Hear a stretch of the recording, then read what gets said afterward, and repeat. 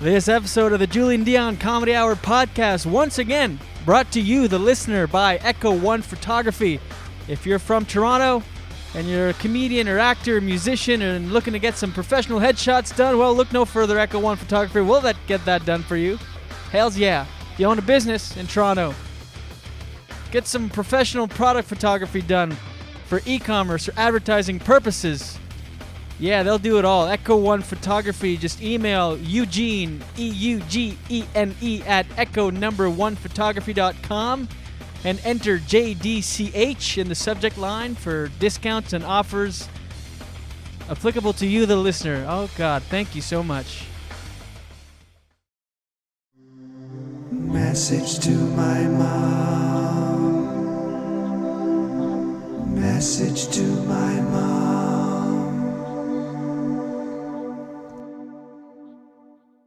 Hi, Mom. This is episode number 6. Well, from what I've found out this weekend, you are not listening to this podcast, which I appreciate.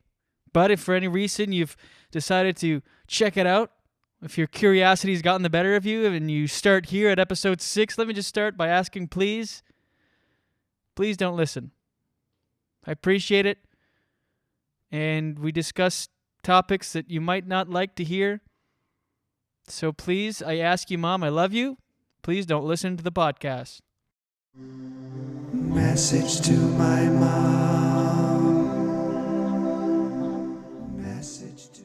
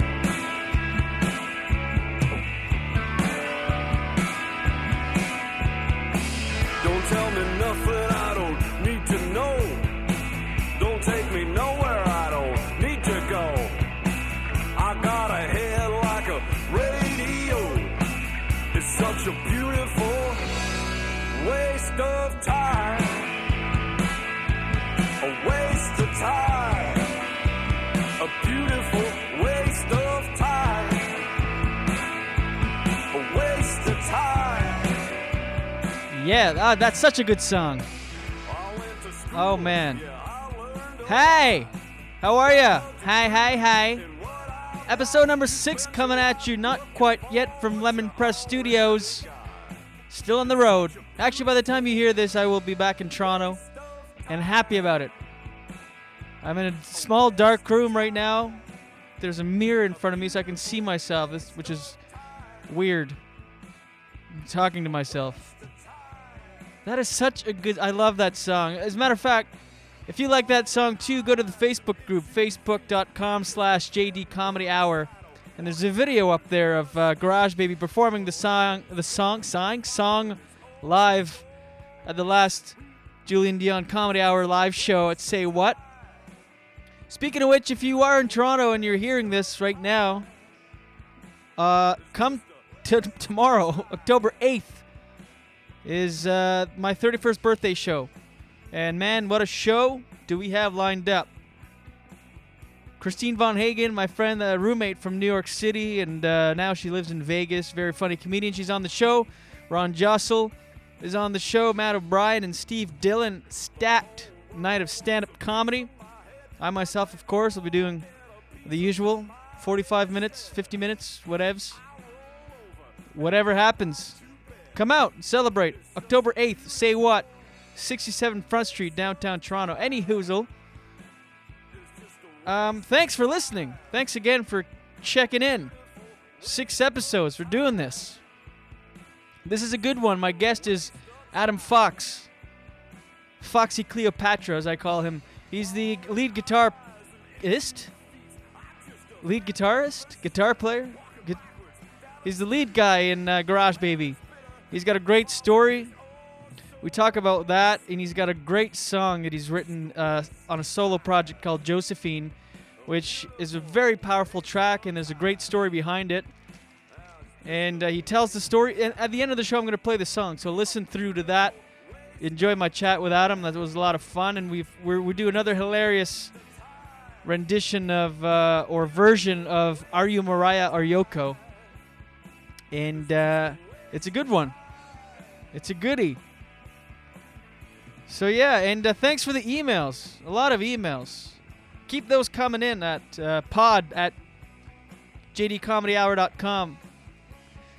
And just keep doing you. You do you. 'Cause I like you. How was your weekend? Did you have a good one? I had a pretty good weekend myself. That was rude. I didn't even wait for you to answer. How was your weekend? Good. That's good.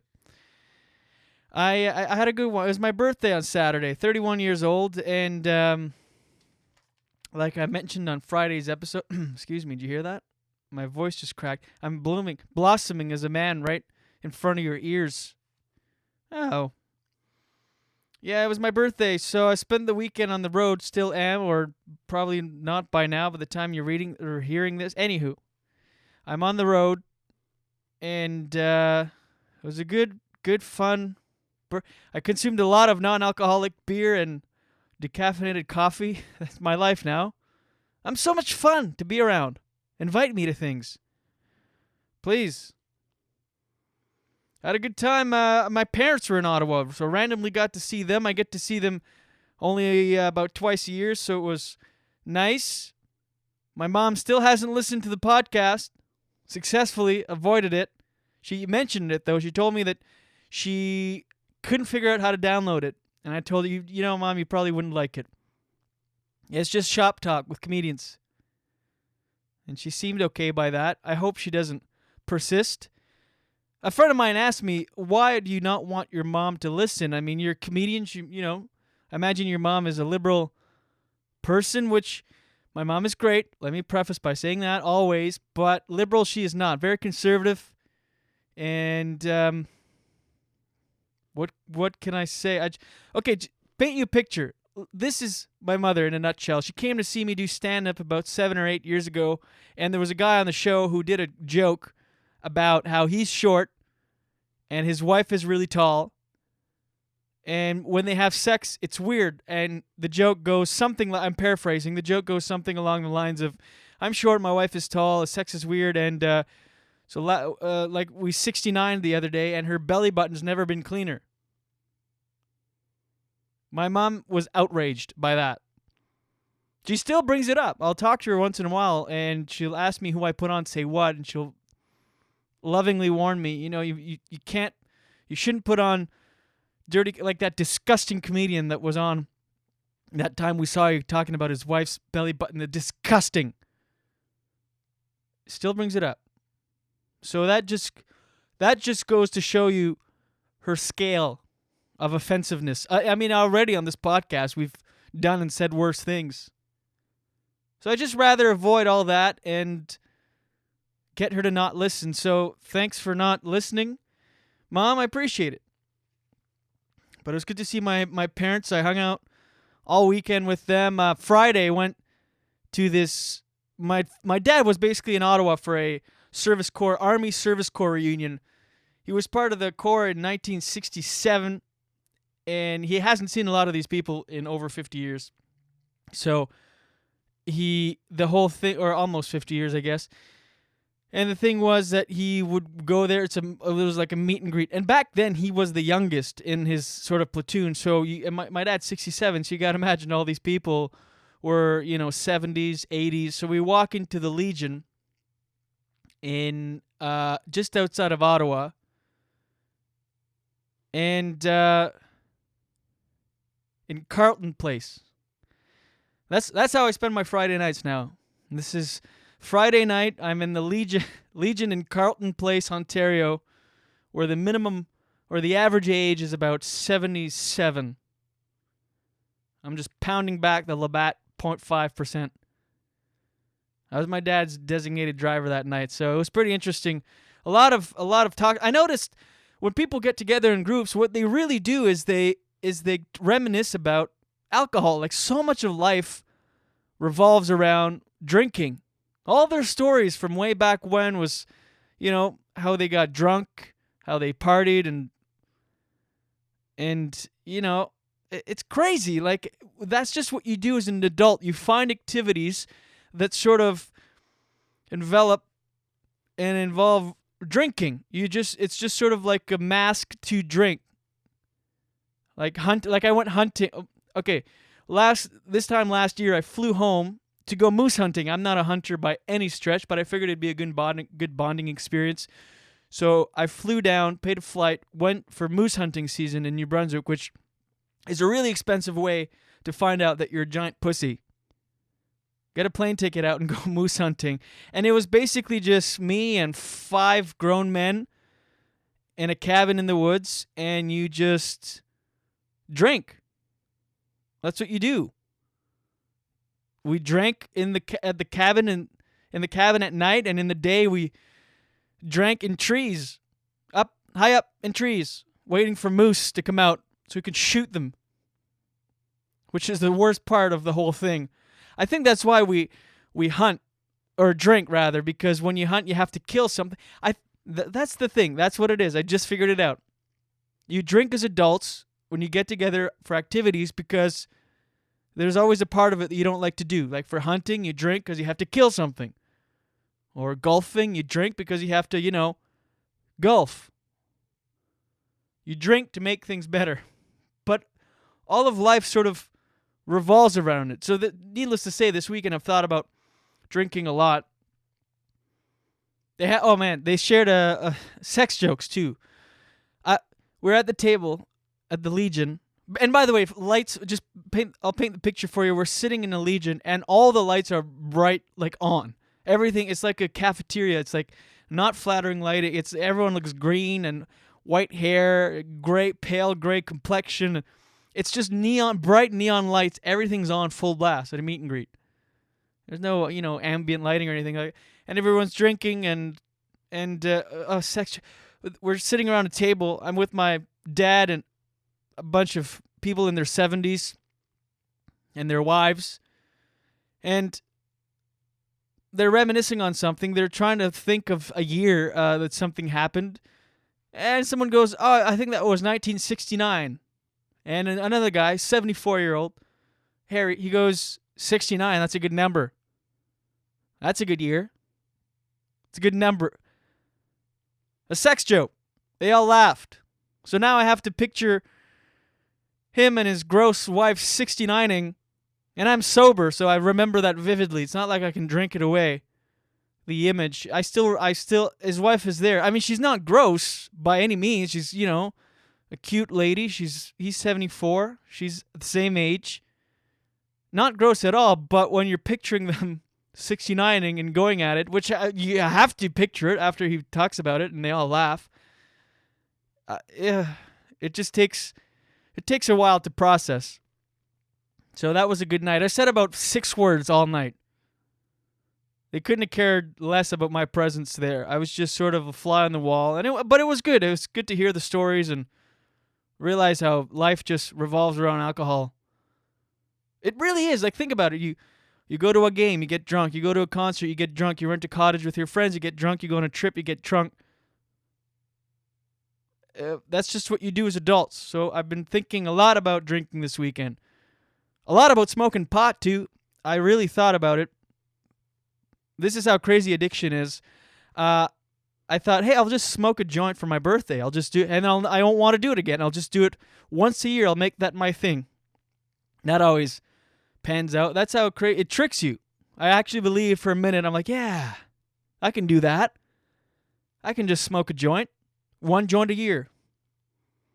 That's not how it works. I know if I had smoked one, I'd be high right now. Actually, you wouldn't be hearing this. The episode would come out like Wednesday. The next one would come out in 3 weeks. But it tricks you. And actually, I had a moment with it this weekend because I found some in the pantry where I'm staying. I saw it, I'm like, oh, that looks like a bag of weed. And then I saw a package of rolling papers right next to it. So I thought, oh, that is definitely weed. So I go about my day and I keep thinking about it. I'm like, oh, maybe I'll just go and I'll just smell it.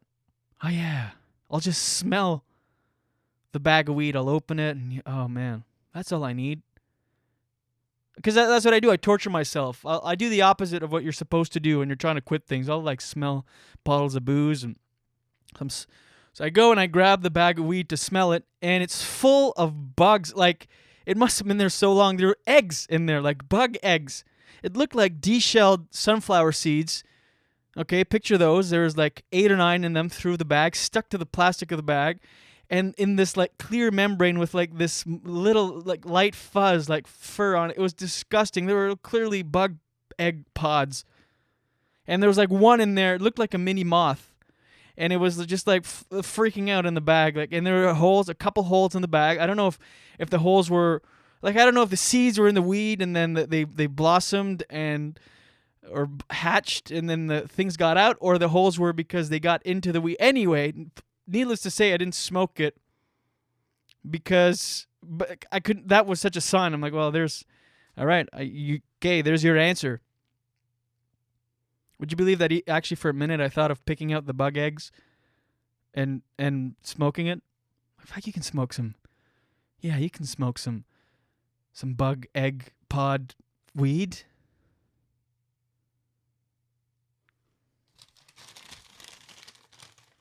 Anyway, so there was that. And I had a boiled dinner, which is went to my aunt's house. My dad's sister lives here. Went there for dinner, and a boiled dinner. I'm Acadian. I'm Acadian French from New Brunswick. Shout out to my Acadian peeps out there if you're listening. And there's this thing called the boiled dinner. This is the thing. This is the new trend now, okay? Not new trend, but juicing is a big thing. Where you juice everything you eat. You know, you'll juice beets and carrot and kale and greens. You juice it fresh so that you get all the nutrients. So the fresher the better, so you get all the nutrients and vitamins right away.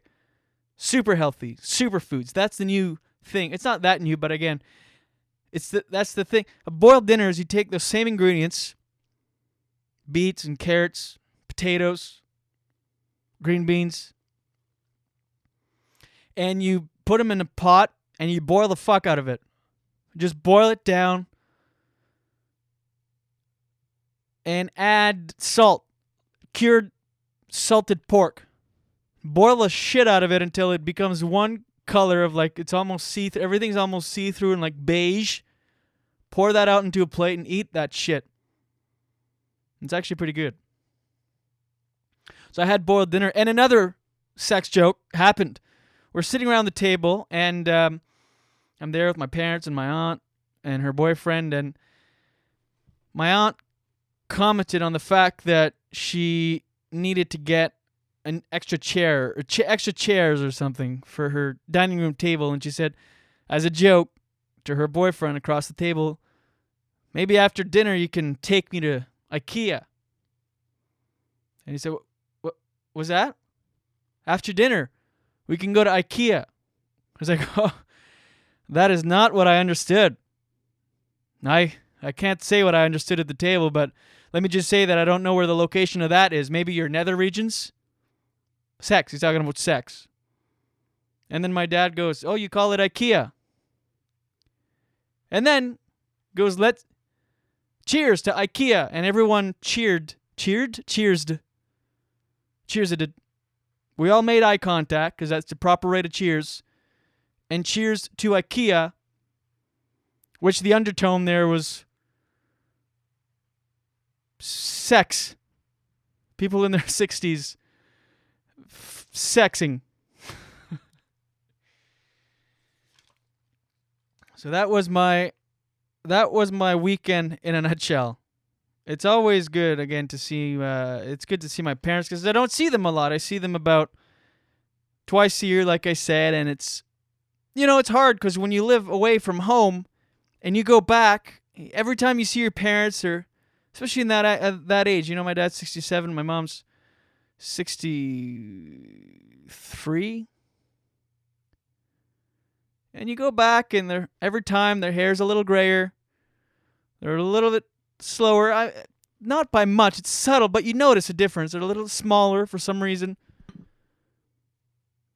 And then you get in your head about it. You think, well, shit, should I Should I live away? Am I being selfish?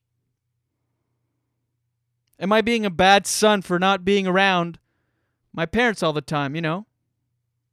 But that's black and white thinking, and life isn't black and white. You know, because the black and white is my parents live there, I live in Toronto to pursue my dreams and ambitions. It's selfish, because they would obviously love to have me around, obviously, but that's black and white thinking. But it's gray. It's not black and white. Life, you know, because truly my parents, if they're good parents, and they are, they just want my happiness. So they support whatever I do, and it's good. They want me to live away and capitalize on opportunities that they, you know, in their generation couldn't even dream of doing or think of doing. So they want that. So by me being away, they kind of, you know, of course they want me around, but ultimately they want me to be happy. Life happens in the gray. Or at least is what I just tell myself to make me feel better. That's another t-shirt right there. Life happens in the gray. All right, enjoy my chat with Adam, Foxy Cleopatra, Fox. And now, Julian Dion presents Are You Mariah or Yoko? Where we find out from each of your celebrity guests, is it vocal range or vocal strain?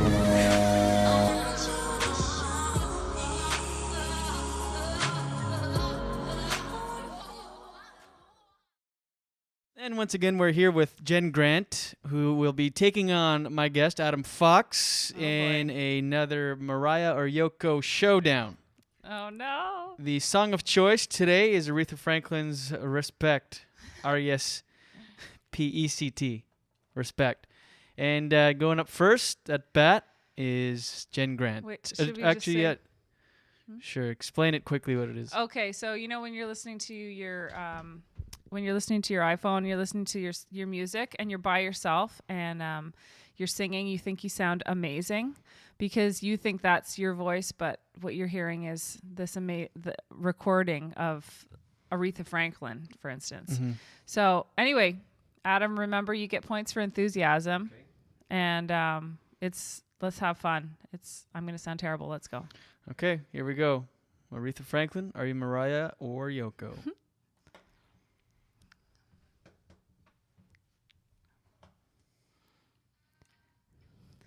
What you want, baby, I got it. What you need, do you know I got it. All I'm asking is for a little respect. Give us a little bit, just a little bit.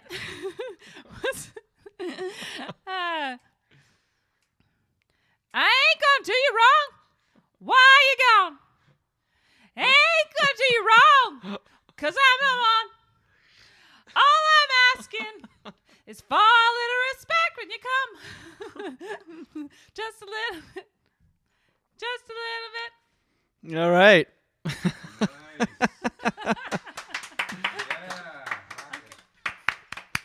Okay, so that was that was Jen Grant. I can't wait for you to hear that back, by the way. Is it awful? It was awesome. It was, yeah. It was awesome. And now, let me just cue it up. We've got singer, songwriter, producer, extraordinaire, sound engineer, 30 years in the music business, Adam Fox. Yeah. This should be interesting with a female voice. Just do your thing. Sing it how you think you should. Crank it up. All right, here we go. And submission number 2. Are you Mariah or Yoko? Mr. Adam Fox. Here we go. Yeah, yeah. What you want? Baby, I got it. Aren't you? You know I got it. All I'm asking is for a little respect. Just a little bit. Just a little bit. Just a little bit. Oh.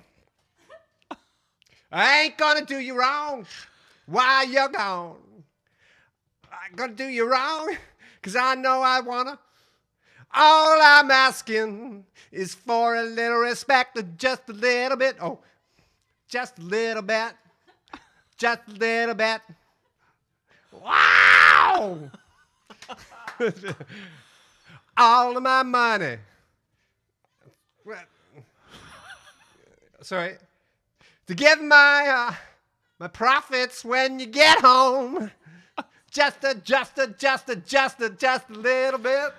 Oh yeah, Adam Fox. Is it all right? Yeah. No, it was like Mike. It was good. Adam Fox. I was singing a harmony, I think. Thanks. What? Forgot we were. Did you? That was good. It's okay. Oh, you can swear. You can say fuck, shit, Sorry. piss, whatever you want. So that was Adam Fox and Yeah. Jen Grant. Well, Was it okay? it actually sounded really good. Did I sound better than Jen? That's all I need to know. I think so. I'm gonna 'Cause have you to kinda give. set that up. Yeah. Like you said I was a professional and all that. I'm gonna have to say this one goes to Foxy, Adam Fox. So far, Jen's track record is she's doing really well against comedians and not so well against singer-songwriters for the singers by profession. So that's fair. That is fair. Yeah, next time you should have a musician come in and try and tell a joke. Yeah, right. Write down a joke and deliver it. That's a good idea. So that was Mariah. Are you Mariah or Yoko?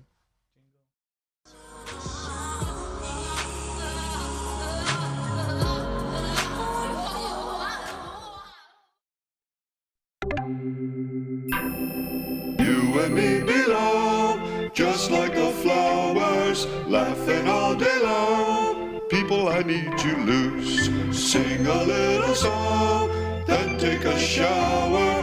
Julian Dion, Comedy Hour.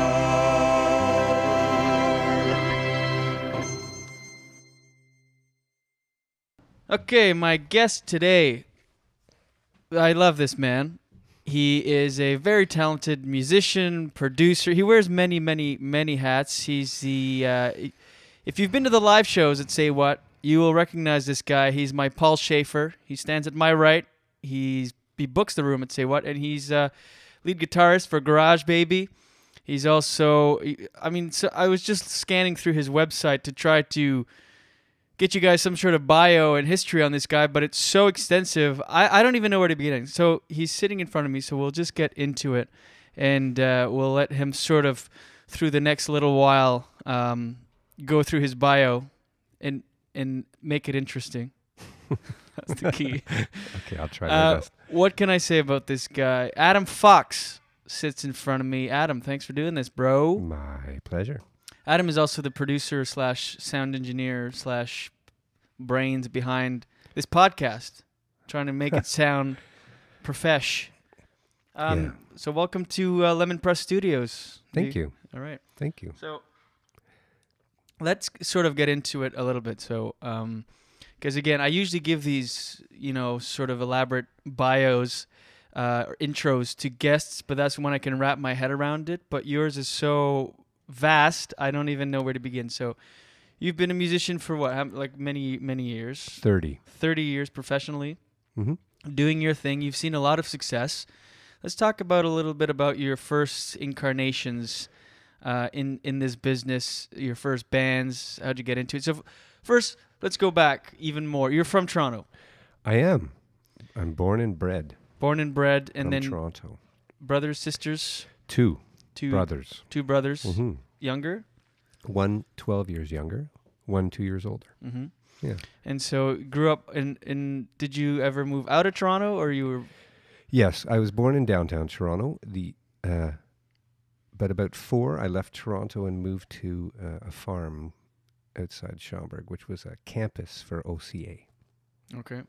My father was a teacher at OCA in the 60s and 70s. What's OCA for the listeners? Ontario College of Art. It's now called OCAD, Okay. Ontario College of Art and Design. And so some time there, and then all the rest back in Toronto by the time I was 12. So living on a farm for... was there... I'm digging a hippie vibe a little bit. Was Well, my dad, he was more of a beatnik, I'd say. So pre-hippie. The students were hippies for sure. Right. but my father was older than that. So, no, I don't think he was very much into the hippie thing. He was into design, Buckminster Fuller and all that kind of stuff, economy of design.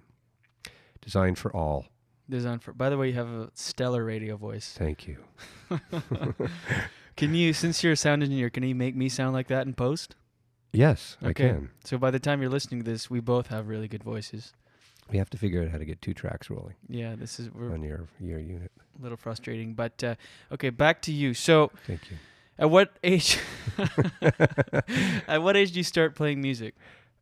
You know what? I didn't start until I was probably 14. Oh yeah, that's a little Mhm. later than Yeah. people that have seen any sort of success usually start really young. It was weird. My dad was a horn player, and he really didn't encourage playing music at all. Really? He was a union guy from Sault Ste. Marie, Mm-hmm. and he What kind of horn did he play? trumpet. Trumpet? Yeah, I still have his King from, it says 1935 King, silver-plated King. Cool. Where did he play that? He was a session guy, so whoever came through Oh, town, yeah. they would, back. I think there were, all jazz and early, like, classic jazz, Cool. Helen Merrill style stuff. So 14. What do you pick up? A guitar? Guitar. Yeah. Yeah. I wanted to be a drummer, Mm-hmm. definitely, but still want to be a drummer. But guitar was the way to go. Yeah. And I think it all started with Chrissy Hind, Mm-hmm. pretty much. Her playing a Telecaster. That was it. Yeah. Yeah. That The first Pretenders record. you were hooked. Yeah. You're in there. Yeah. And so practicing in your bedroom for a few years. When do you put together a group? The first group was called the Shamrocks, and we did, Eddie Cochran covers, and it was actually a duo. Mm-hmm. That didn't last long, and then I left home, around 16, turning 17. So I moved down to Queen Street, and immediately started hanging out at the Cameron House and places like that. So, and at the time there was a real rockabilly thing going on with Handsome Ned and the Paladins and the Sidewinders and all Mhm. that. So that played a big part, but I didn't play professionally, seriously professionally, for another couple of years. And one of my first shows was at the Cameron House with a precursor to a band that toured a lot called Pig Farm. And yeah. So that was the first incarnation of Pig Farm under a different name? It was playing with a guy named John Delorier, who had been in a bunch of the primary, I guess, alternative rock and punk bands in Toronto in the 70s. L'Étranger, Diatribe, who else? I'm forgetting some of the names, but he was from that scene, a couple of years older than me, and I had a job at a restaurant called Yofi's on Baldwin Street. And it was one of the first kind of veggie places Mm-hmm. in downtown Toronto at the time. Mhm. It was very rare, and it was Middle Eastern stuff. And we had people with Mohicans, and it was just kind of this, Yeah. almost like a leftover from the 70s. On Baldwin Street was quite famous in the 70s because of OCA, the Ontario College of Art, being right there. And I just harassed him. And I used to just knock on his door on Grange and say, please, let me play. I think he got tired of it eventually. And let me try it for a couple bands, and then, I just kept harassing him. And what years what was this? 82? 82? Yeah. And so, all right, so you play your first set at the Cameron House, and then from there, because Pig Farm has seen some pretty good success, right? Mhm. When did that Okay. become a thing? I think that was about 87.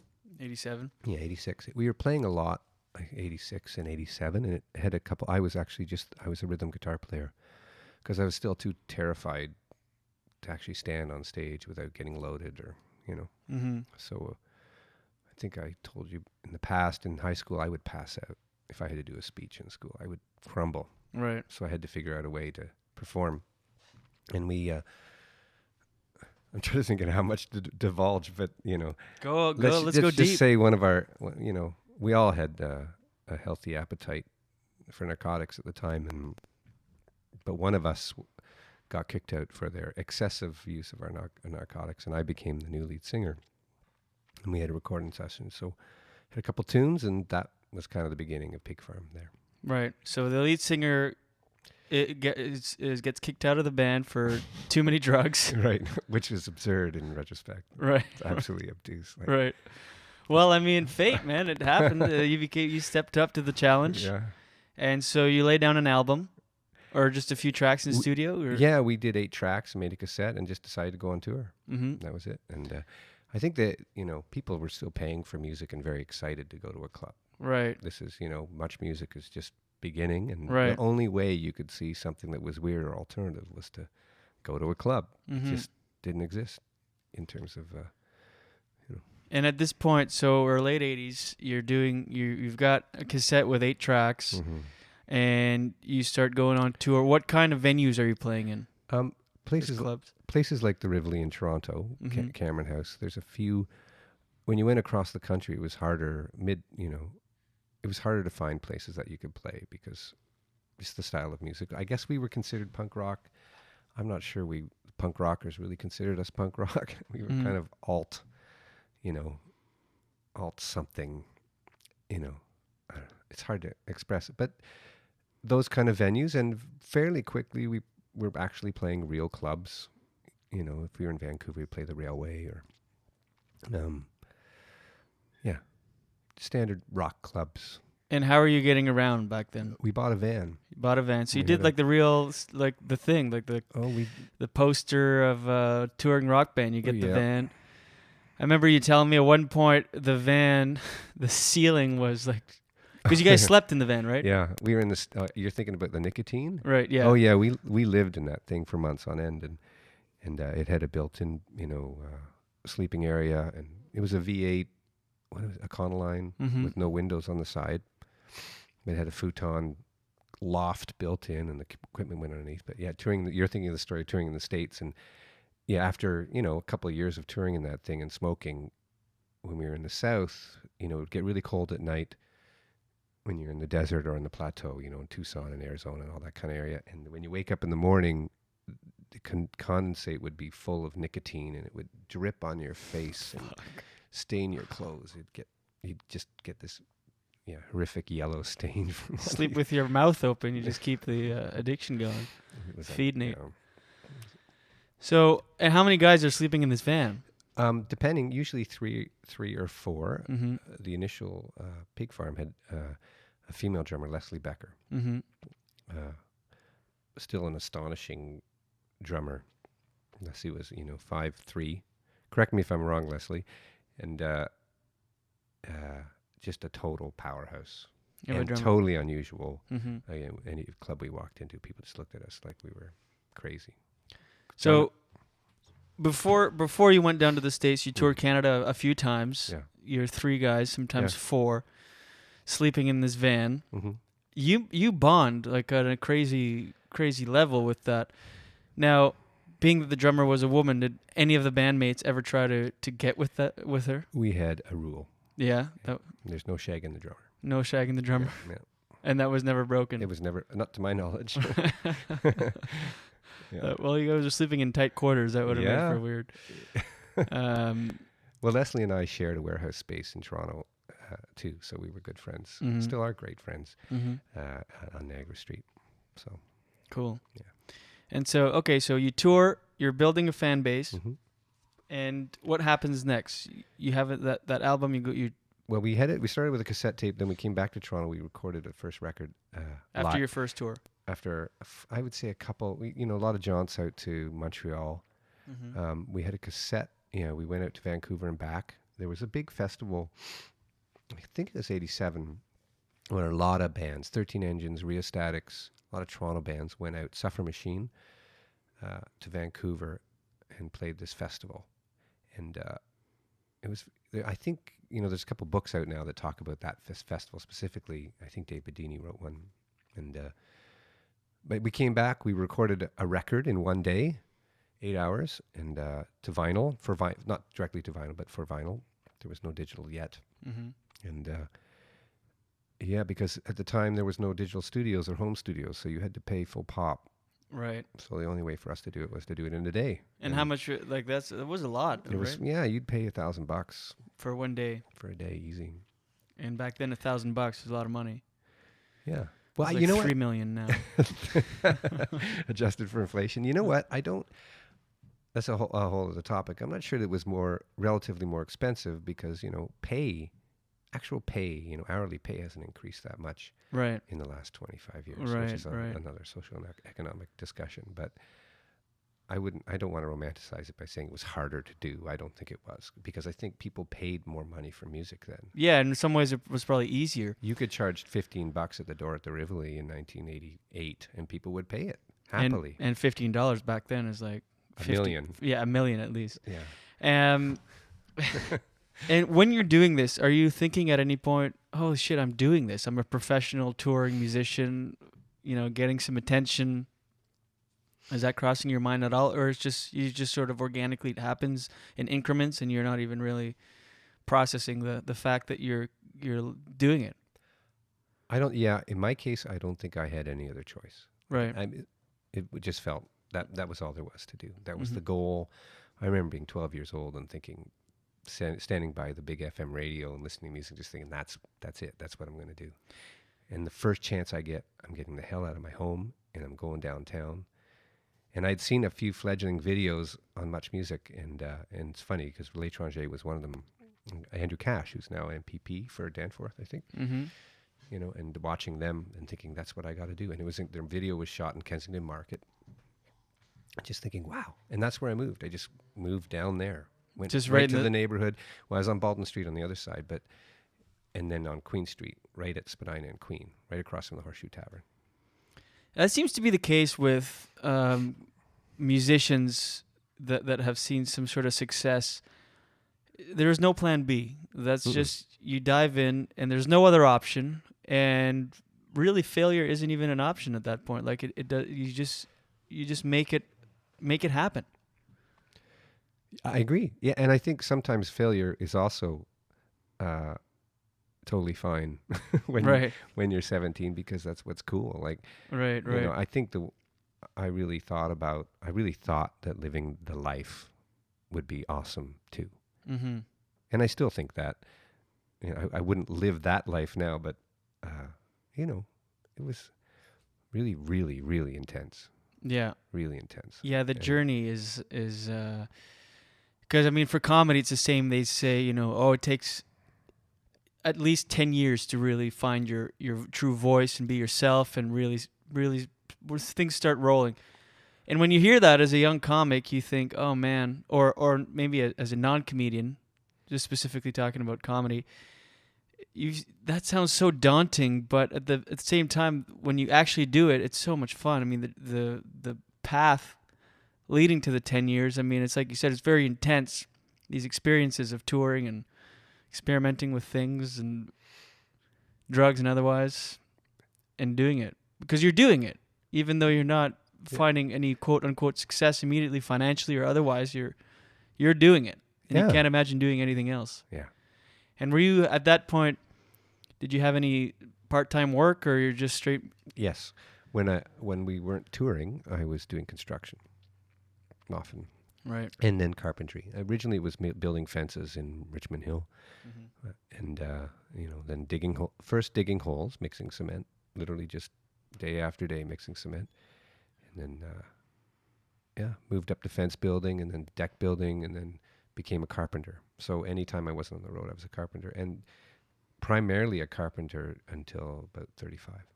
Oh wow. Even after I had a publishing deal, I was still doing carpentry. Okay, so then Pig Farm, how long did that last?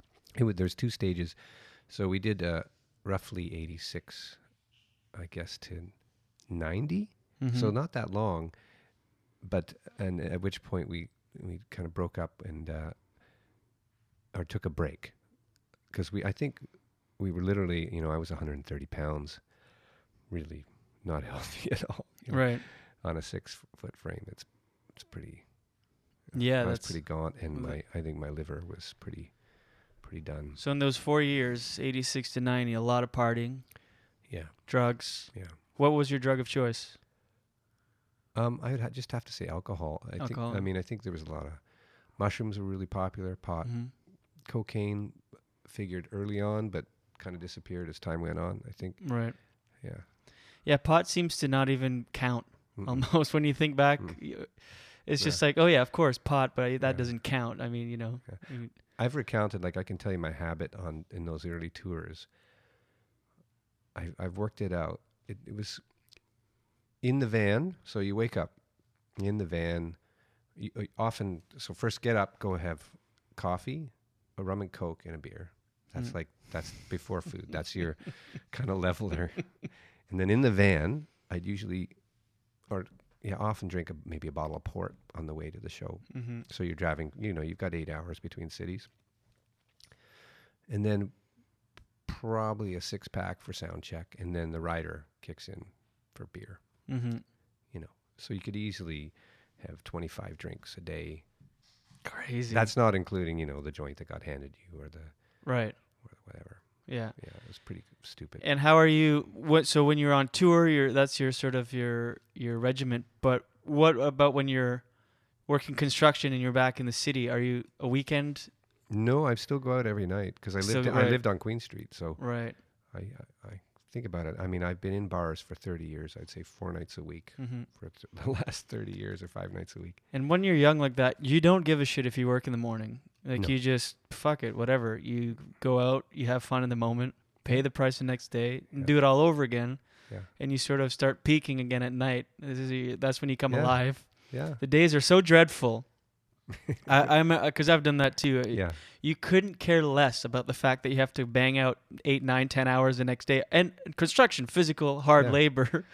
So I can't even imagine doing that hungover. But you don't think of that at all. You just think, whatever, I'll be a little tired. And you somehow plow through the day, and then at night do it all over again. Yeah. And again, that's when you're like, okay, this is what I do it for.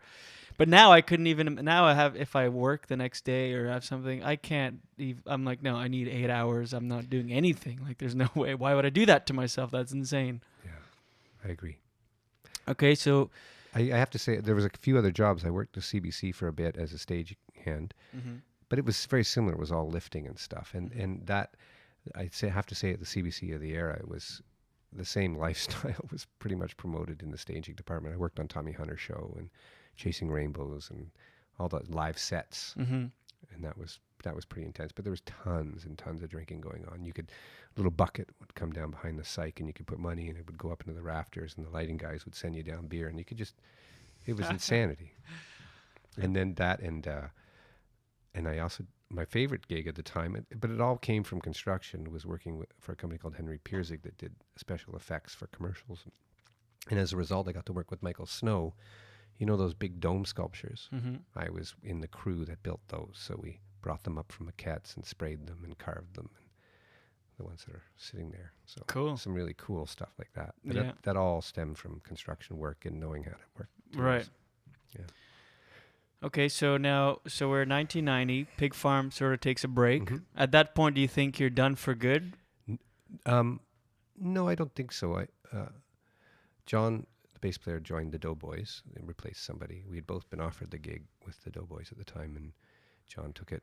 And I became part of a band called the Lost Dakotas, which was another darling Queen Street kind of alt country band. And so didn't really look back, but it only lasted a couple of years, and we did a tour of Canada. They did a subsequent one and a couple of albums that did fairly well, but Pig Farm hadn't peaked yet. It's funny, we'd been touring, but it was, I think we sold 1,000 albums of vinyl, because the only way to distribute your record was to drop it off in a city and then on your way back pick up the profits. There was nobody was really distributing records unless you had a deal. And the deals were still very conventional. Right. The indie label was pretty rare. I think the only band that sold was Metallica or something. I've forgotten the question now. What was happening that year? Yeah, so John went and toured Europe with the Doughboys, and I played Toronto a lot, and a bit of Canada with the Lost Dakotas. That band did pretty well, and I think now more people remember that band than Pig Farm of the era. That's what people talk to me about. But then John came back after touring for a couple of years to Toronto, and we said, let's do this again, and we literally ran into our friend Michael Phillip Voivoda, and Michael's a kind of a legendary Toronto producer who was around all through that era, and he did all these records by Change of Heart. So that's Ian Blurton of Come On and Real Statics and Crash Test Dummies, and so he was the go-to guy, and he'd remixed our first vinyl record with Pig Farm and said, "Do you want to be in our band?" And again, the Cameron figures in all these, and yeah, I remember going to the Cameron, just sitting, yeah, let's do this. So we had a bunch of rehearsals, and literally within 3 months, we were signed to Peer Music Worldwide, which is a publishing company. Under what name? Pig Farm. Pig Farm again. Yeah. So we were already beyond what we had been before. Right. Right out of the gate. Right out of the gate, and we did a demo at the same studio we recorded our first record, and which is that Strawn Avenue Studios will figure in all of these stories, and then The Rogue. We ended the Rogue, and we then it was called Reaction, and then it became Presence, and then we released the demo as a record, and then started touring again, and so we signed with Page Publications, which is the Bare Naked Ladies at the time, and Page was the distribution company so there's 3 bands at beginning, and Bare Naked Ladies, Lowest of the Low, and Pig Farm were all signed to this distribution deal with Page. Cool. Because you've been to Europe and stuff. Was that with this? No, Okay. you know what? As a musician, I've never toured Europe. That's okay. before. There's a period we missed after I left home and ended up in Pig Farm, where I was traveling around Europe as a teen. But we'll go back to that if you want. Sure. Or Let's do it. yeah, do you want to go backwards? Should we go back? Well, let's take a pause. Okay. Let's pause on the 90s Pig Farm success. Let's rewind. Did you like that? That's tape, by the way. That's what it sounds like when tape rewinds. Do that again. Shit. Yeah. And now we're back to, so you're, what age? 18. So I left home and I was living downtown, and I decided to sell my guitars. And one of them went to Timbo Viconti to get money to go to Europe and, do the rail pass thing. Mm-hmm. And so I ended up kind of sleeping on the streets in Paris and Rome and just doing that thing, sleeping on trains. Are you writing music at all, or are you you're not even thinking about music? No, I'm still, you know what? I remember listening to 2 albums a lot because I had cassette tapes. One was The Pretenders, and a couple of cassettes by Pretenders. I had a couple of mixed tapes of Billie Holiday and Ella Fitzgerald, and then I had Talk Talk had just put out a record. That first, that's what you make it. That song. Mm-hmm. Yeah. I mean, it was tough to travel around Europe with a backpack. It's not, again, 3 cassette or 4 cassette tapes. It would all get stolen anyway if you had anything more than that. Right. So, and I ended up in Greece at the end. How long were you over there? That trip was 4 months. Wow. So just literally being a street urchin. It was great. I bet. It was awesome. Yeah. Yeah. Cool. So then you come back, and then you buy another guitar. I buy another guitar and start harassing John again. And then, so before, there's another, very shortly after that, I had a period briefly on social assistance. And at the time you could ask for, when you got a new apartment, they would give you a double payment Mm-hmm. to pay your first and last month's rent. But if you could find a place that didn't charge you first and last, you could just take the money. And I myself and a girlfriend at the time just decided that we'd take first and last, get a People's Airline flight for $100 to Houston, Texas, and then cross the border at Matamoros and go to Mexico. So we did that. Cool. And then we ended up down in Mexico for a few months. And I ended up working with some Mayans in Puerto Huartes, which is between Cuba and what is now Cancun.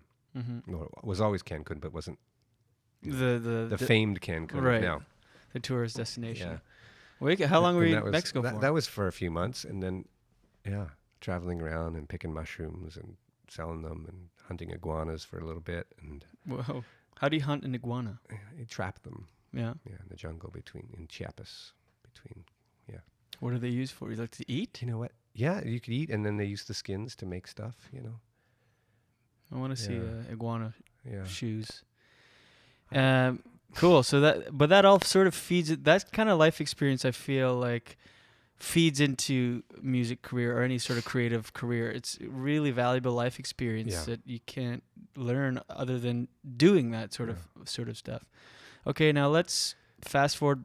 So, and the end of that trip, and you're right. I remember at the end of that trip, that was like, okay, now I'm going to be a musician. And Right, get it out of your system. and again, I flew back. I had hitchhiked from Chiapas near Tulum to Mexico City, and then called home. And I had some money here, and money was sent, and I flew back to Toronto. And the first place I went was the Cameron House again, Mm-hmm. right? And I remember sitting in the Cameron House, thinking, okay, now I'm going to be a musician. Cool. Is that Like still a around the fall Cameron part- House? Oh yeah, it's still there. Yeah. Never been Queen and Spadina. Yeah, you got to go. It's great. It's still the hub of there. that. Same place. Same great vibe, and people living upstairs. And Cool. Do you ever just go in there and just for, like, do you still go there? oh yeah. And does it bring you back, or you've gone through your whole life? It doesn't. It's not like you've stayed away. Yeah, I guess I've got to watch it Right. develop over the years. I mean, it's changed for sure, but Mhm. you know, Okay, a lot now of let's. people are dead. So quite frankly, Let's fast forward. If you could Mhm. give us a sound effect for that. dead. How's that? How about dead and fast forward? Yeah, I can't do that. Can you? I'm not sure you can fast forward death. Give us a fast forward sound effect, like the rewind. How's that? And we're back to the Okay. 90s. Yeah. You're with Pig Farm, Yeah. second incarnation. Incarnation. Pig Farm version 2.0. Yeah. So it's a 3-piece with Michael Philip Voyevoda and John Delorier and myself, and we do some touring in a van. Same van, Different van different that van. we learned to rent.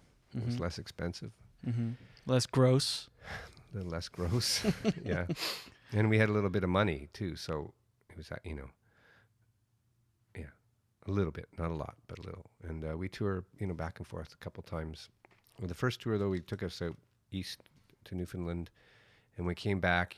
Probably the biggest show of our career was playing Kingswood Music Theater, opening for the Bare Naked Ladies. That was like 15,000 people. Wow. And then the next night we played on Roncesvalles at the Edgewater Hotel to 10. So that was the big Well, that's show business for you. showbiz. Yeah. Yeah, and then continued on across with a different drummer, Lonnie James, and West, and then that was just so depressing, just so. In what way? Horrific. Just small crowds. Yes, well, it was always pretty good in Vancouver, and we had an okay following, and Vancouver was airing some of the stuff from our album, and which was called Plug, and then. But by the time I remember getting back to Winnipeg and Royal Albert Hotel or something, and which is a real dive, good room, but a dive upstairs, Mm-hmm. and watching Spinal Tap while we were being interviewed for a local paper, and people, it was clear that it was just going to be a terrible show. Maybe 10 people show up, and thinking I'm living Spinal Tap because. Right. And just looking at John and across the table during this, just going, oh man! And we had just fought about the drummer and how he, wasn't paying in time, and I don't know, just all those arguments Mm-hmm. and all those, where are they now, kind of shit. Like the business is so fickle, Right. and yeah, the difference. You have a month, and the release of a record, and then just the complete, apathy and the. And so, how long does Pig Farm V2.0 last? About a year and a half, and then. Oh, that's it? Yeah, not long. 93, maybe 2 years, and then it was just And what do you do I had after that? enough. Very quickly. Well, I still had a publishing deal with Peer Music, so as a writer, and so I was doing a lot of writing with artists at the time at Peer Music in Toronto and co-writing. Mm-hmm. And then I started kind of a folky singer-songwriterly band with Maury Lafoy, Graham Powell, and sometimes Blair Packham. So they had a band called The Supers. Sorry, they were called Fall Down Go Boom, and they became The Supers. And we did a lot of kind of CSNY-ish kind of original tunes. Mm-hmm. And then made an album. And then I became a house engineer at a place called Umbrella Sound. By accident, I had made a record and needed to pay it off. And they said, why don't you make some work here and work off your debt? Which is how I became an engineer. And it wasn't, I've never been interested in gear, really, or engineering, but it just kind of happened. Yeah, that was my next question. So how do you go from full-fledged musician to engineer, producing? Yeah. So, yeah, I had to pay off an album. And the first year I must have done, I think realistically maybe 30 albums in the basement at Umbrella. It was all an ADAT recording studio. So digital was starting to happen. And I did a lot of just every day, 12 hours a day, 7 days a week, $9 an hour, just churning out music. You'd think it would be way more than $9 an hour. Well, it's like $1 million now. Right. That's right. Yeah. This was back in the 90s. Back in the day. And no, yeah, as a junior engineer, you don't, you know. And yeah, so I did that. And then the digital kind of revolution happened, and I hopped on really quick and bought a Pro Tools rig and just set it up in my living room by 2000 and started doing production from home. I got to figure, even at 12 hours a day and $9 an hour, I mean, that beats any side gig because you're still in the realm of music. You're still doing it. You're still living your passion and just at a different It was awesome. level. Yeah. It was awesome. Mm-hmm. And I always say to people now, there's just almost, I have to be careful. It's awesome that there's all these schools churning out engineers, but most of it's for post work. But really, if you want to be an engineer and make records, just go to work at a studio for free for 2 years. Just walk into, Revolution and Bug Joe or somebody. He's going to kill me for saying that. And just say, I want to work here and I'll do it for free. Don't pay $20,000. Right. To go to school. Yeah. Now the Harris people are going to kill me too. Right. A lot of friends teach at Harris and Trebas, and I think if you want to make albums and you really want to do that world, I'm sure the production work is really great if you want to work in television or comedy. Okay, so now we're in the 2000s. Yeah. You've hopped on the digital bandwagon relatively early. You've got a home studio. Yeah. And when do you start producing? How do you find artists to produce? A lot of the clients I got were from Umbrella Sound. So Umbrella is a studio, had Jamie Stanley and Joe Carvalho. And if you're in the music industry, most people know Joe. He's one of the co-owners of Revolution and Carvalho Mastering now. So,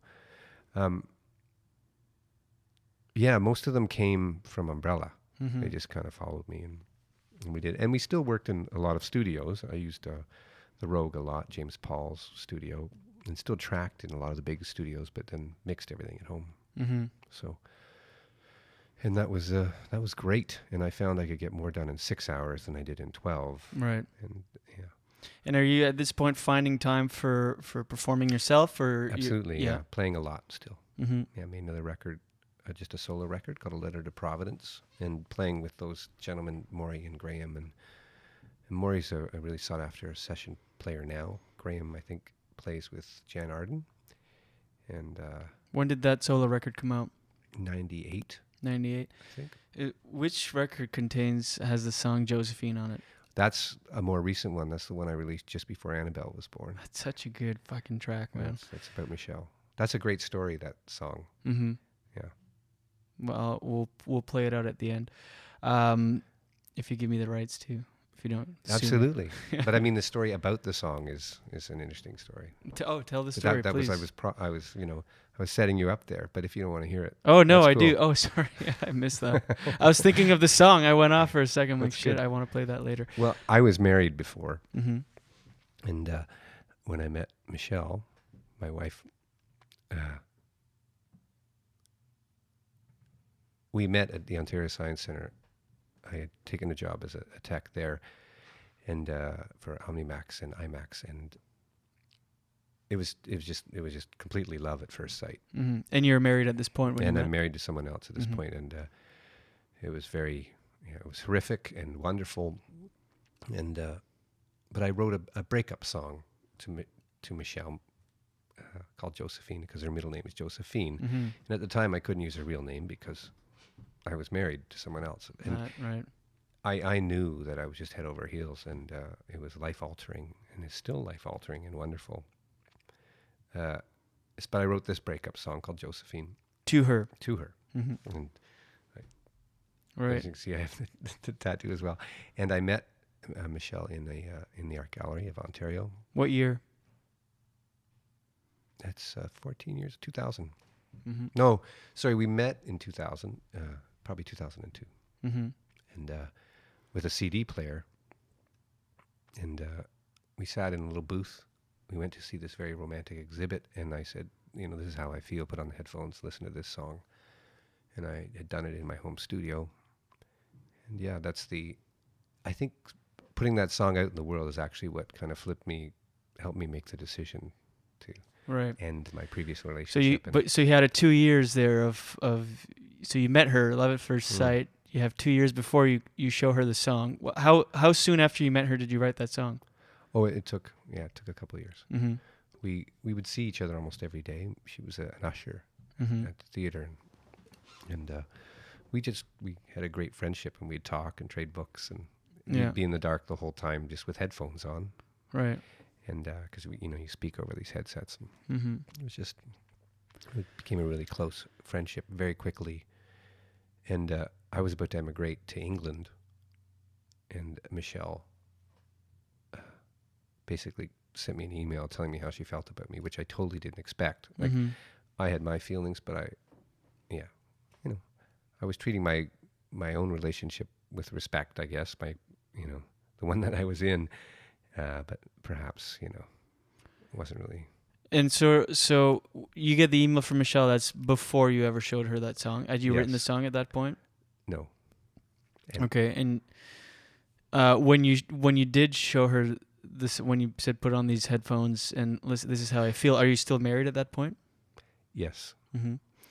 And wow, man. So right away she hears that song. She's in deep because you know how she feels already. Yeah. Now We're she done. knows how you feel. Yeah. It's all out there. Mm-hmm. How do you deal with your marriage? Like, how does that? That's tough. Like you said, it's life altering. It was horrific for horrific. everybody. It was horrific for everybody.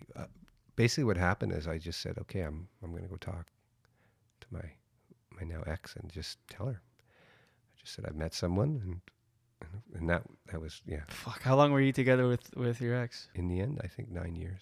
Jesus. Yeah, horrific is the word to describe it. And for all intent, I think from the outside, everybody, perception of my relationship at the time was it was awesome.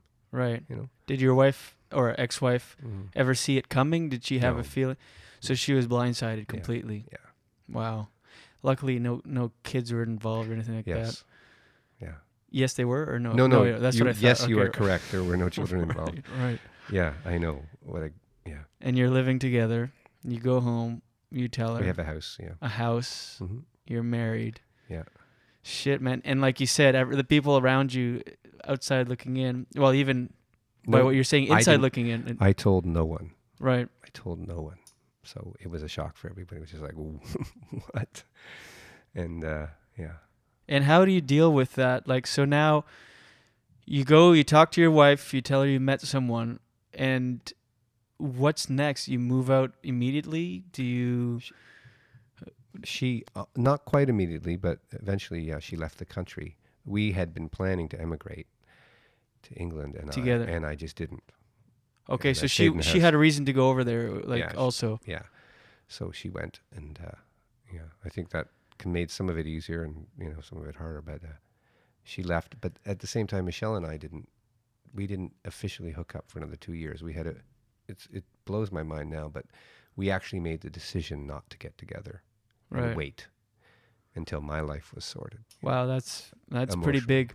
And it's big, but that's probably the reason you guys have been together so long. I mean, still together. Yeah. It's because I could be wrong, but if you would have gotten together immediately, it's almost like that foundation isn't there quite yet. You have to sort your shit out before. Absolutely. Because then it's sort of like, yeah, it's sort of, there's some holes in that foundation if you get together right away. Well, yeah, that's big that you had the wisdom to, like, both of you had the wisdom to wait it out a couple of years. I think for both of us, it was we knew it was pivotal, and it was surrounded by a whole lot of other decisions about life, and for both Michelle and I won't speak on her behalf, but for me, it really was a moment where I decided that I would change everything, that I would be, the master of my life. And it's funny, was it 2002, the great blackout of Toronto? And that night was a pivotal night, and it's all around. So by that point, my ex-wife had left the country, and I was working at the AGO as well, doing sound. And the blackout happened, and I spent, an hour and a half getting people out of the basement of the AGO, kind of helping them get, and then walked home up Pape Avenue, and decided to have a barbecue because you had emptied the fridge, and it was clear this weird thing was going on. Because I don't know if you remember, the whole Eastern Seaboard was out, like in the United States and Canada, and I drank the beer that was in the fridge, and then I went and I thought, what do you do when the lights are out? And I went to Withrow Park and lay in the grass on the football field and looked at the sky because, you could see the sky in the city finally, and smoked a big joint, and then woke up in the morning. Wow. In the dew on the field, like just, prone. And that was a really pivotal moment. I remember getting up and thinking, okay, well, this is when life changes, and and it's funny, I don't think outwardly life changed a whole lot. Right. But certainly for me inwardly, happiness just seeped in. It was a really strange and powerful process. Just, it's okay. Everything is as it should be. Don't worry about it. It's okay. So this is 2002. So this is, you haven't quite broken it off. I'm still married, but my ex has left the country, so it's Right. it's over. It's over. It's over. And, But you just realize everything's going to be okay. Yeah, and I also realized that Michelle was my partner, but we still didn't get together for another couple of years. That's amazing.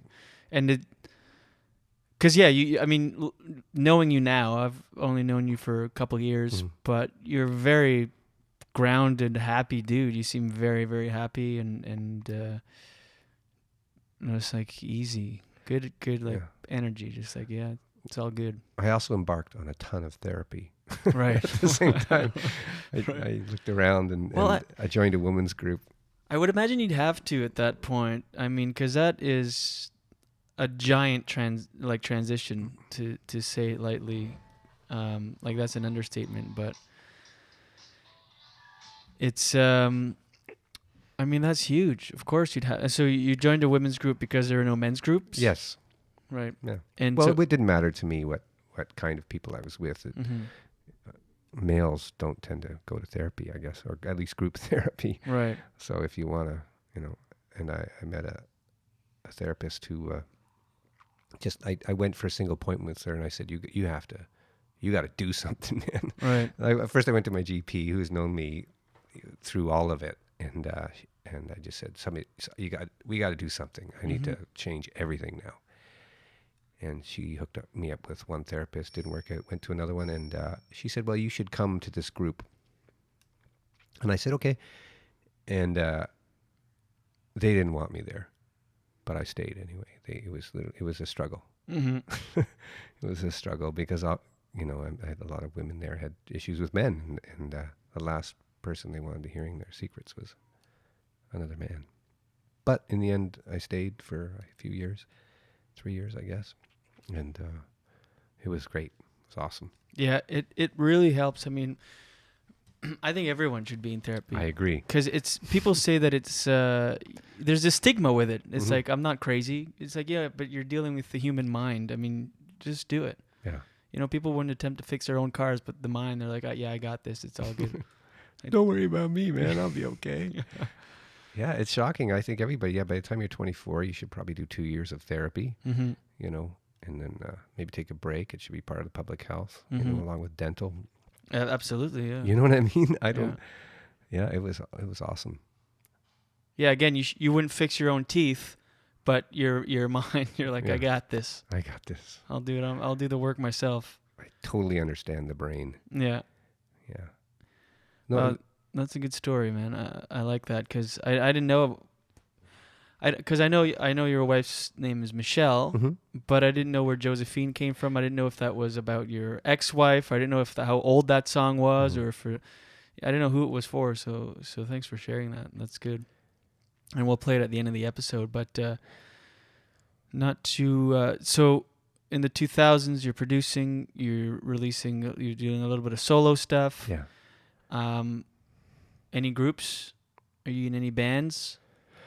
I'm doing mostly my solo stuff. And then, what year are we in? 14, 9, 8. Not until 2008 do I start the Exploding Band. I was in a jazz band called the Tiny Specks, Mm-hmm. and we did standards. And that was a cool project. Topher Stott, who's one of the guys in the League of Rock. I don't know if you've heard that whole thing. He's one of the creators of that. No, I haven't. And Bruce Gordon, who was the bass player in I, Mother Earth, was in that band. And we did some jazz stuff, did that at the Gladstone Hotel. And I was doing some tech work at the Gladstone as well at the time. So that was fun. And they also an improv band called Hot for Gandhi. I saw that. I saw that picture. Say what? Yeah. So what's Yeah. an improv band specifically? Like That I think the general rule around that band was you showed up at the gig. Mm-hmm. The parameters were somewhere between Miles Davis and James Brown, I think. I can't remember. It was something like that. And go. And there was no charts, no songs, nothing. And you couldn't let the audience know that there was no plan. Right. But it had to sound digestible. Like it couldn't just sound like noodling, Yeah. jazzy noodling. It actually had to sound like a thing. Mm-hmm. And that was, we did that for about a year, like once a week. I think it was once, or was it once every 2 weeks? And it was just learning, it's going to sound so stupid, but just to trust the universe that you had the knowledge to pull this off. And it was just like, that was a lot of fun. Mm-hmm. David Baxter was in that band, guitar player. David Baxter, again, Topher Stott, and a few different bass players. And then we'd have guest musicians come in, and it was great. It's interesting that you say trust because you just have to. Because like at this point, when you're in that band, you've accumulated all these years of experience, and you just have to have faith in your skill set. And like you said, the universe that is just going to work out.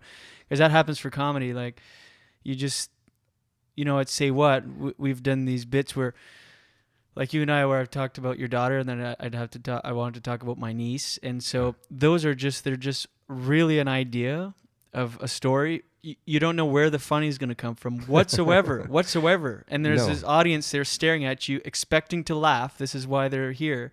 And you're like, I'm going to tell this story. I don't know where the laughs are going to come from, but let's just go in. So you just have faith, and it usually does. It usually does work out. Yeah. And so a lot of people listening will know Garage Baby from the intro song and from the shows at Say What. When does that come together? Only a few years ago now. I guess it's coming on 3 years. Mm-hmm. I was doing sound at Say What, and Garage Baby as a 3-piece played a show. And that was Michael and James and Claude. Mm-hmm. And I had said to Michelle that, it's time for me to get in a rock band again. We'd taken a couple of years off because we'd had Annabelle and, just wasn't playing. And I walked on stage after the show and I said, I'm your new lead guitar player. And Michael said, no, you're not. He'd never met me. Sure. And I knew James quite well. And no, you're not. And Claude, I think, was kind of like, yeah, okay, that's a possibility. I don't see why not. Claude didn't know me either, but maybe I had enough attitude that. Right. And James said, later, let me talk to him. And he said, well, just give it some time. So I didn't know they had just been rehearsing and, getting the stuff together. Michael and James have a long history. They were in a band called the Pop Boilers a long time ago. And about a month or so later, they gave me a call saying, you want to come down and try out? In my head, I'm thinking, try out? What are these ponces? Don't you know who I am? And but yeah, I went and then there was a second tryout. But they were trying out a lot of guitar players, I think, or a few anyway, not a lot. And so I got the gig, So we still have the joke that I'm the new member of the band, even though they've only had one gig before I joined the Right. band. But, you know. And it's funny to watch you play now because you say back in high school and when you were young, you were petrified. And then when you're part of your first groups, you had to be blind drunk to get on stage. You come to a Garage Baby show now. I mean, you're out in the crowd. You're standing on tables. You almost put your foot through my chest the other day. So you're standing on a table. I'm sitting in a chair. And he leaned in and put his foot on my chest to and you guys go fucking crazy. I mean, It's hard to do our real thing at Say What because Right. the ceiling's too low. right. You can't swing a guitar. And how did that come about? In rehearsal or at a No. live show? You should... No, you know what I'd have to say with Garage Baby? It's entirely authentic. Right. The longer our sets got, the longer we're on stage, the more likely that's to happen. And it really is absolutely authentic. Because you guys fuck shit up. The moment we started playing together as a four-piece, I think that the energy just started rising and rising. And I think we're just generally self-destructive people. You know? James, I think, is the worst when it comes to breaking things, for sure. But Right. and usually it started me having to protect myself. And then, Right. you know, it's like a sword fight. He'd come at me with his bass and you lift up your guitar. So that's how it started. And basically. then it just, you know, it's kind of progressed. But it's totally not scripted.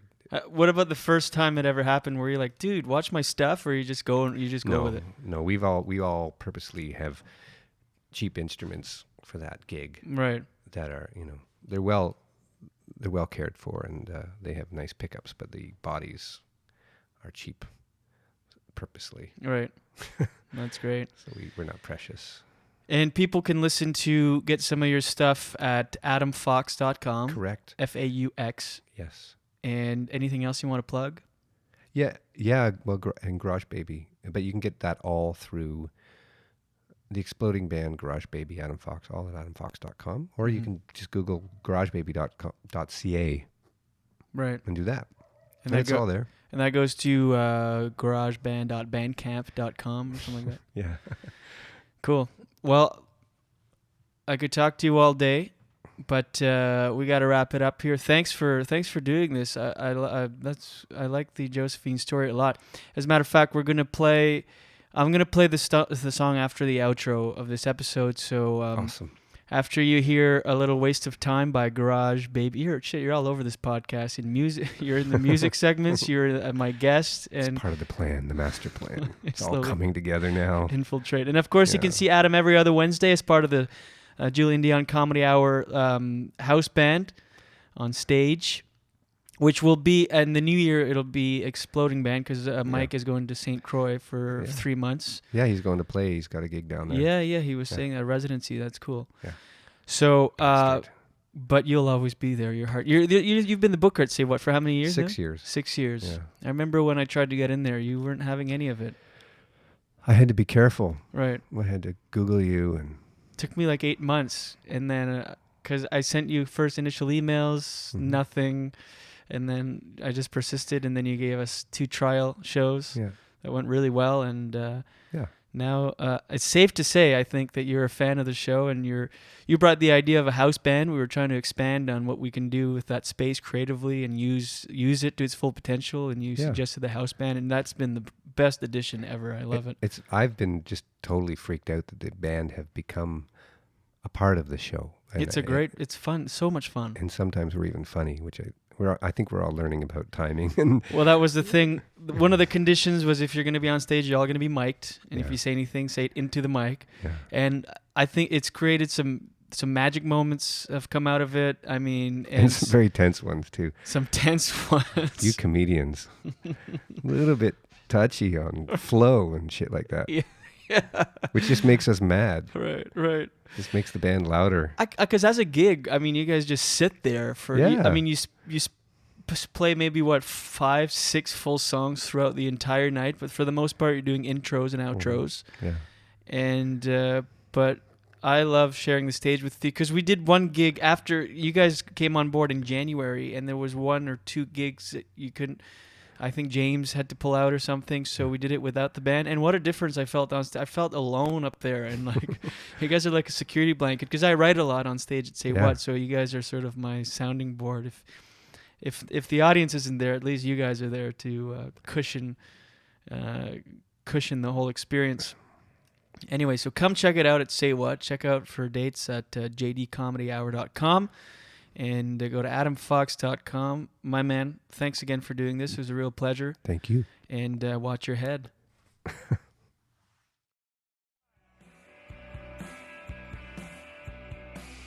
Well, that's the show, ladies and gentlemen. Episode 6 is in the books. Thanks again for listening. Thanks to my guest, Adam Fox. Thanks to my producer, Adam Fox. Thanks to my sound engineer, Miles Lacroix. Thanks to you, once again. If you're in Toronto, come to Say What tomorrow, Wednesday, October 8th, for the Julian Dion Comedy Hour Showcase. Great show lined up. It's my birthday show. Come out. Episode 7 drops on Friday, so do that. Look for that. Go to facebook.com/JD Comedy Hour. Follow on Instagram and Twitter at JD Comedy Hour. I think that's it. I think that's everything. So instead of having, oh, Mom, I love you, and thanks for not listening. And usually I would play out the rest of this song. Waste of time, but keep listening. I'm gonna fade right into Josephine, the song Adam and I talked about. It's a great track. You'll enjoy that. Have a good one. Watch your head. And go back to bed. It's such a beautiful waste of time. It's just a waste of time. You have already left me. You tried once before, and I'm wondering why you cry when I say I love you even more. And I've tried not to notice. You can make me shake if you just breathe a little faster. I know you're gonna break these chains, and Josephine, you will not make me stay. And even when I'm crying in the middle of the day, oh, you will not break my foot down. Promise to confess that every single pore in me considers itself blessed to be near you.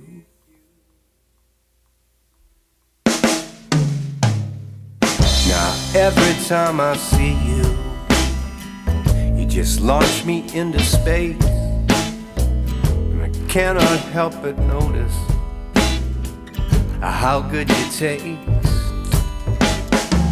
And when you kiss me, do you lose it? Does your soul shoot through to Mars? Will you comfort me forever? Will you stay the way you are? And Josephine, you will not make me stay. And even when I'm crying in the middle of the day, oh, you will not break my foot down. And I promise to confess that every single pore in me considers itself blessed to be near you.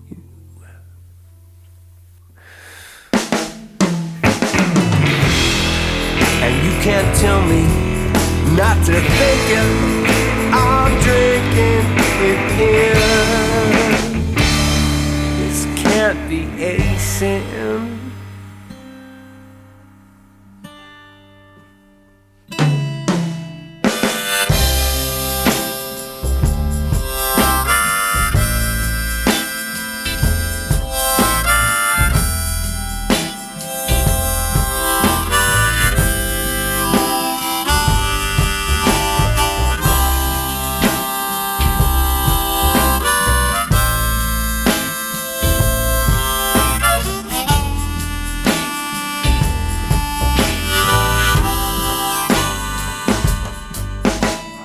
will say it in the open, in front of everybody here.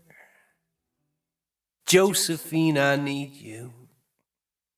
And I just want to make it clear to you, you don't hesitate to use me. When you least expect the test, don't you ever let my love go. You're gonna need it for the rest of your life, and you can't tell me not to think it. I'm drinking it in. This can't be a sin.